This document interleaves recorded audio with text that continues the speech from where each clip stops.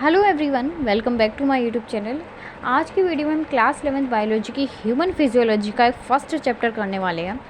Basically हमारी class 11th की जो बायो की बुक है उसमें हमें यूनिट्स दी हुई हैं, जिसमें से एक यूनिट है ह्यूमन फिजियोलॉजी।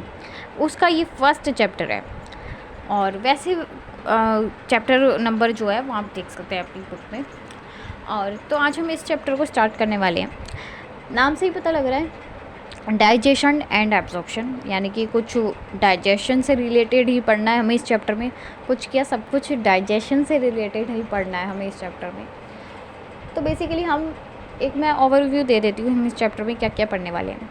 देखिए, सबसे पहले डाइजेशन होता क्या है यार, मतलब इतना तो हम सबको पता ही होता है, बट फिर भी देखिए, डाइजेशन हम लोग खाना खाते हैं। अब हम लोग खाना खाते क्यों हैं? ऐसा नहीं है कि हम सिर्फ टेस्ट के लिए खाना खा रहे हैं या कुछ कहेंगे कि हमें भूख लगती है इसलिए खाना खाते हैं, ऐसा नहीं होता। हमें भूख भी क्यों लगती है, ये भी एक क्वेश्चन है। तो देखिए, हम बेसिकली खाना इसलिए खाते हैं कि हमें खाना जब हम खाएंगे तो वो जो पूरा प्रोसेस होएगा डाइजेशन का, एब्जॉर्प्शन का, जो हम एक एक करके पढ़ेंगे, तो वो हम अभी डाइजेशन ही कहेंगे। जैसे हमने खाना खाया उसकी डाइजेशन होगी, फिर हमें एनर्जी मिलती है उस खाने से। अब वो सब कैसे होता है वो पढ़ेंगे चैप्टर में। लेकिन हम अगर जनरल बात करें तो क्या होता है कि हम खाना खाते हैं, उससे हमें एनर्जी मिलती है और तभी तो हम अपने पूरे डेली के जो काम होते हैं वो कर पाते हैं।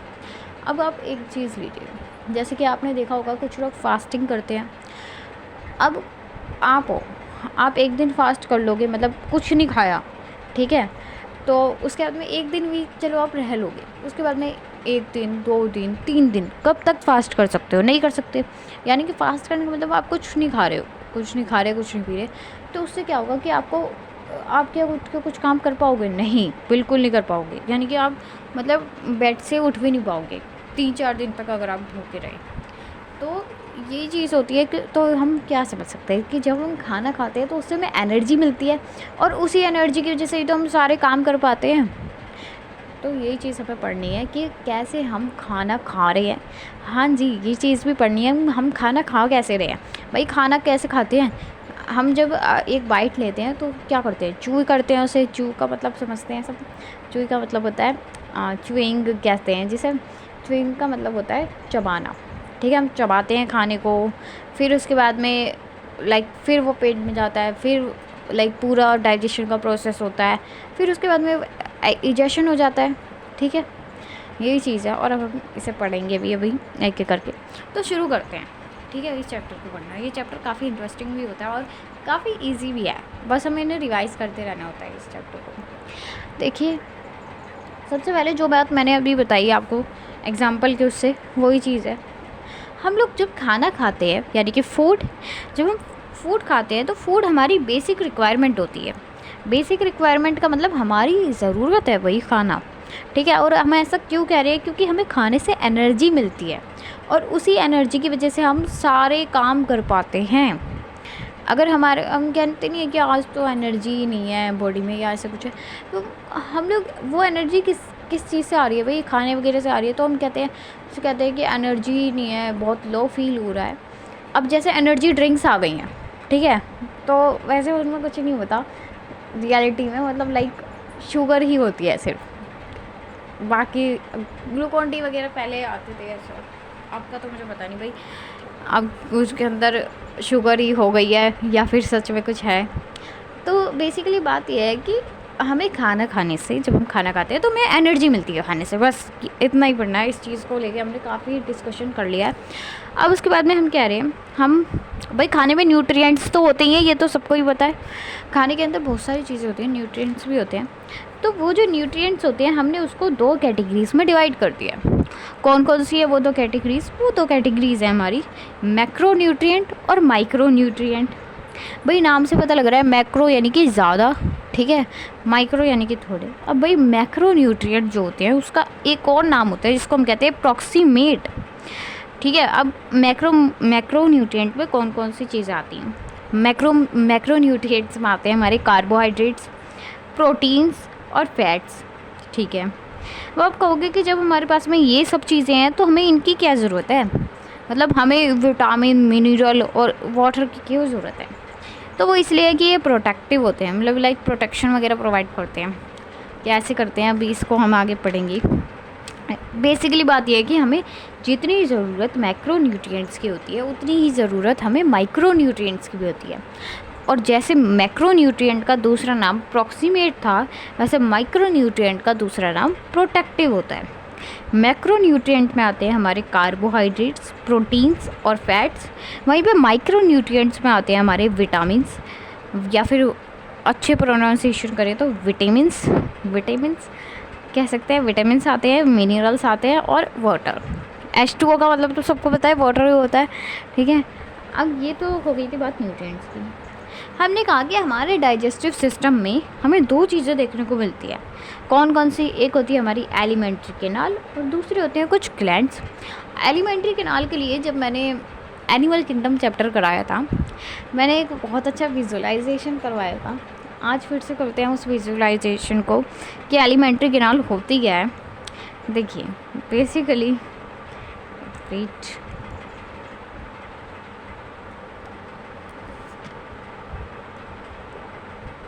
जी देखिए ये हमारी बॉडी है, ठीक है।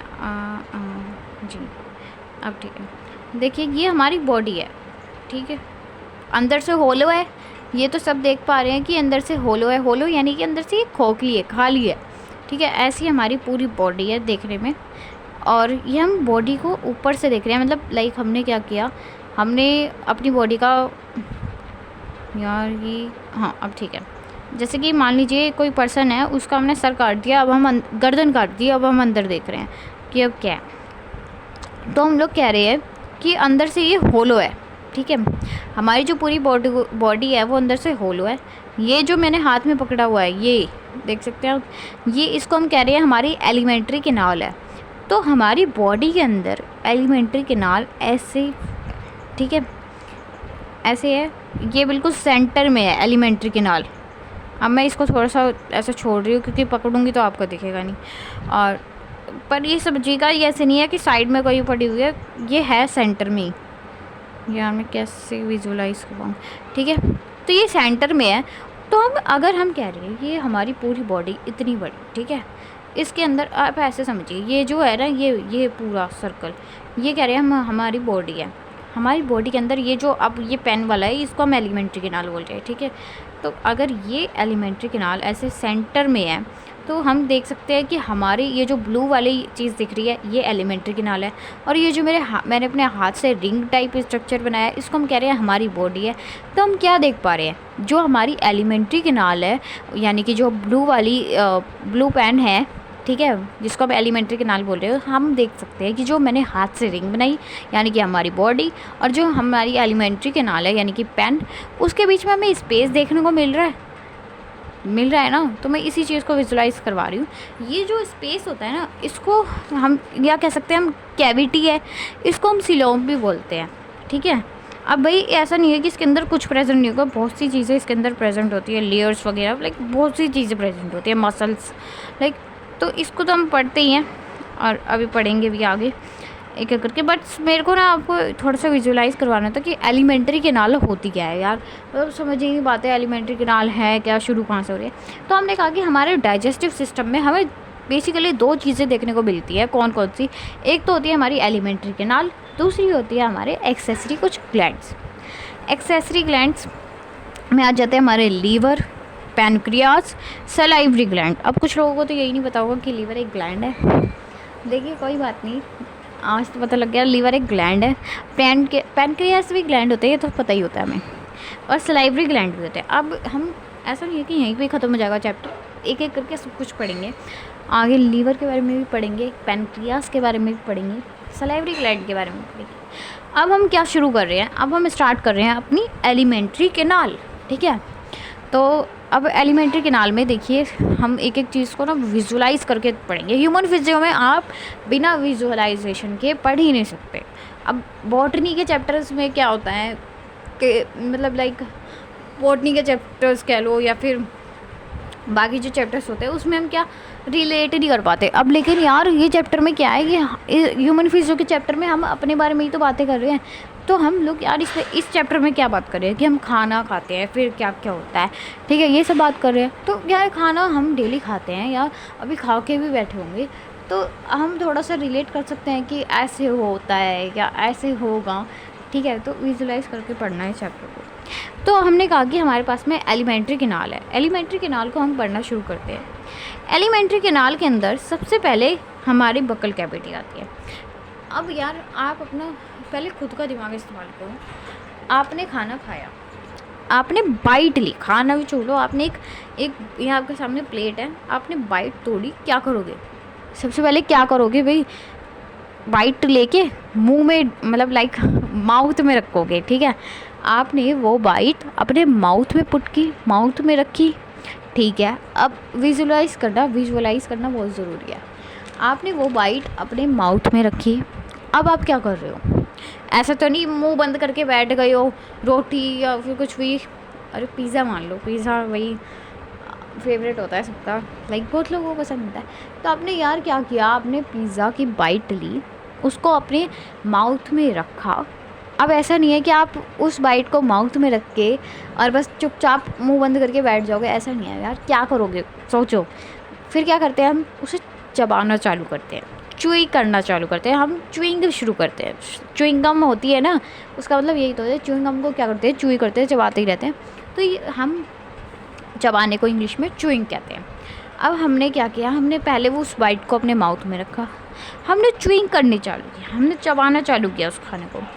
अब ऐसे नहीं है कि और उसके बाद में क्या होगा, हम जब चबाएंगे, चबाते चबाते वही वो पेट में चल जाएगा, वो कैसे कैसे वो चीज़ पढ़ेंगे। लेकिन अब मैं ये चीज़ रिलेट करवा पा रही हूँ, जो हमने उसको रखा ना अपने मुंह में, ठीक है, जो खाने को हमने अपने मुंह के अंदर रखा, तो वो जो एरिया है ना, उसको ही हम बकल कैविटी कह रहे हैं। दोबारा सुनिए, हमने बाइट तोड़ी और उसे अपने मुंह में रखा।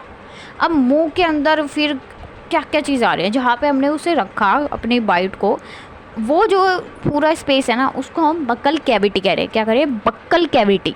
अब बकल कैविटी के अंदर क्या क्या चीज़ आ रही है भाई? देखो, आपके सबसे पहले तो वही मुंह तक ले जा रहे हो आप, क्या आ रहे हैं? सबसे पहले तो लिप्स आ रहे हैं ना बकल कैविटी में, सबसे पहले लिप्स आ रहे हैं। ऐसा तो है नहीं कि किसी के लिप्स नहीं है और वो सीधा दांत दिख रहे हैं, ऐसा होता है क्या? नहीं, हमारे सबसे पहले जब हम खाने को लेके जा रहे हैं अपने मतलब लाइक मुंह तक, तो पहले लिप्स आ रहे हैं, ठीक है। उसके बाद में और भी चीज़ें देखने को मिलती है हमें हमारी बकल कैविटी में। क्या क्या देखने को मिलता है? एक मिलता है हमें हमारे टीथ होते हैं। भाई खाना क्या ऐसे बिना टीथ के खा सकते हैं? आप कभी छोटे बच्चे देखे होंगे जिनके मतलब दांत वगैरह नहीं आए होते, तो वो उनको हम ऐसे ही रोटी खिला सकते हैं? बड़े बड़े निवाले खिला सकते हैं? नहीं खिला सकते। क्यों? कहते नहीं अब इसके दांत नहीं है या कुछ हुआ।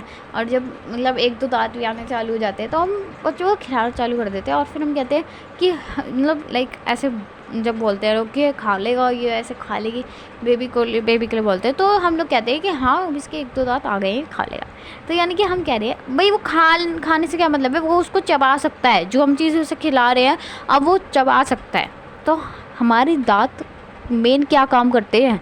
हमारे दांत मेन काम ये करते हैं कि वो हमारे खाने को चबाने में हेल्प करते हैं, ठीक है। और अभी हम टीथ का भी स्ट्रक्चर एक एक करके पढ़ेंगे। देखिए मैं दिखा देती हूँ, ये हमारा टीथ का स्ट्रक्चर है। ऐसी हो ऑल नो, मेरी ड्राइंग इतनी अच्छी नहीं है, बट हमें ड्राइंग नहीं करनी, हमें डायग्राम बनाने हैं, ठीक है।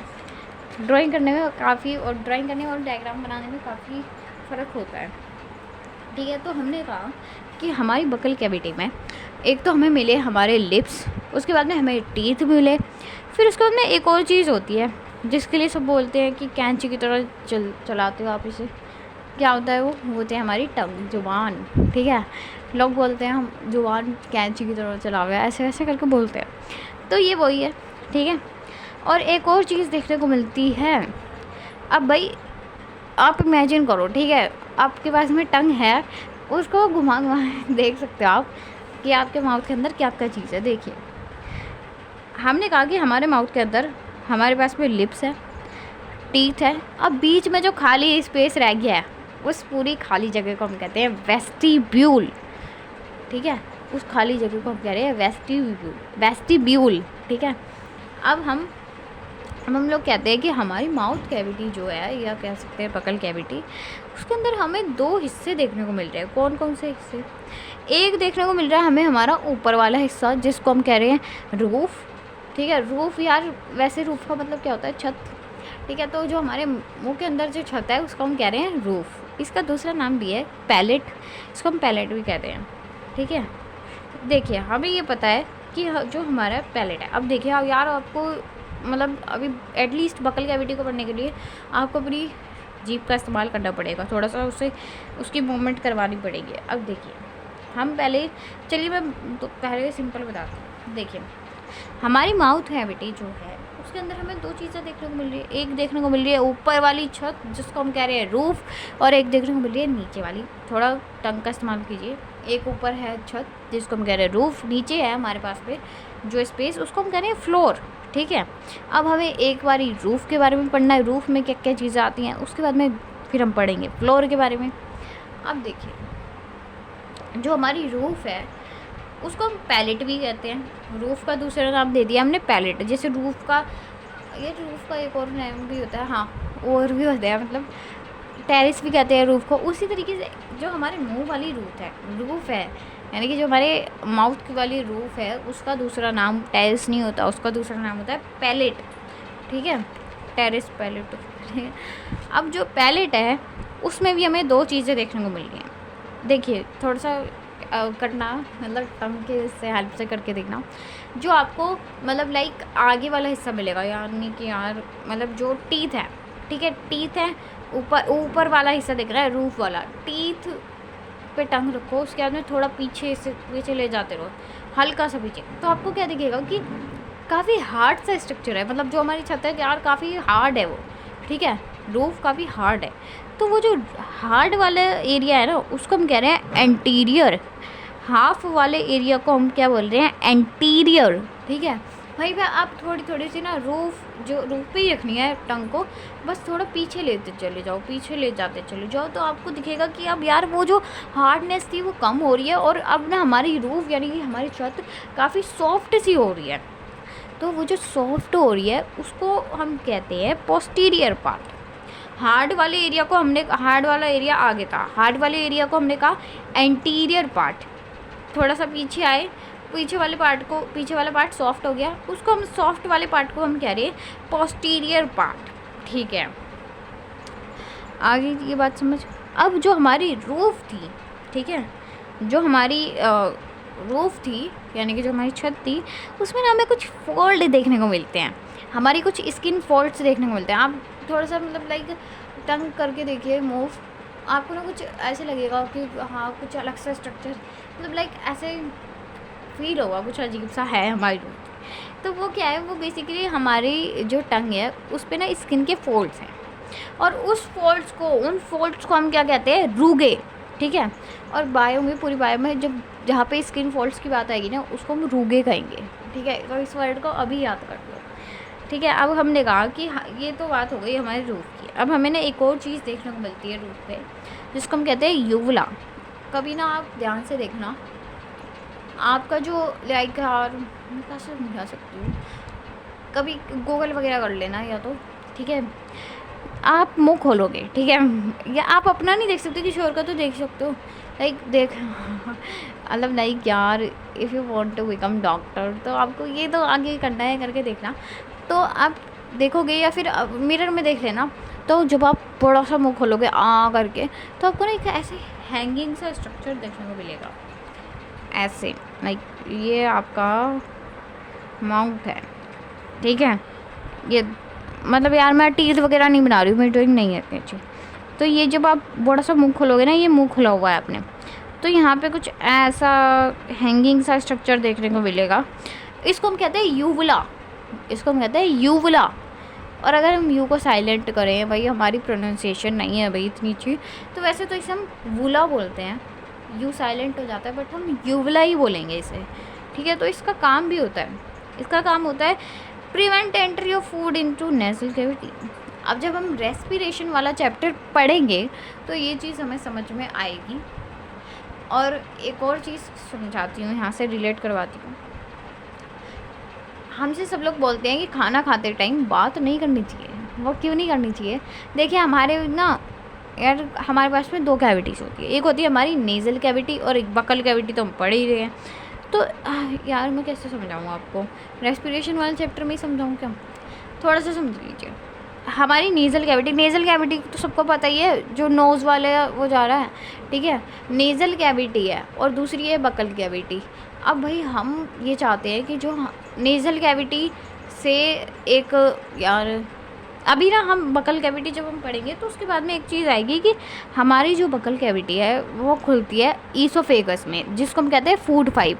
यार अभी थोड़ा सा याद करो, देखिए ईसोफेगस आएगा और उसको हम फूड पाइप भी बोलते हैं, यानी कि जो अब यहाँ से यहाँ पे खाने का जो भी होगा अभी प्रोसेस, उसके बाद में खाना जाएगा उस ईसोफेगस में, और ईसोफेगस से आगे जाएगा, तो उस ईसोफेगस को हम कहते हैं फूड पाइप, क्योंकि उसके अंदर फूड जा रहा है। वहीं पे अगर हम नोज़ से लेते हैं एयर, ठीक है, तो रेस्पिरेशन जो होती है ना वो हमारी नोज़ से स्टार्ट हो जाती है। बाकी ब्रीथिंग वाले चैप्टर में भी पढ़ेंगे, तो नोज़ से हमारी रेस्पिरेशन स्टार्ट होएगी, तो नोज़ से वो जो एयर है वो जाएगी कहाँ पे? विंड पाइप में।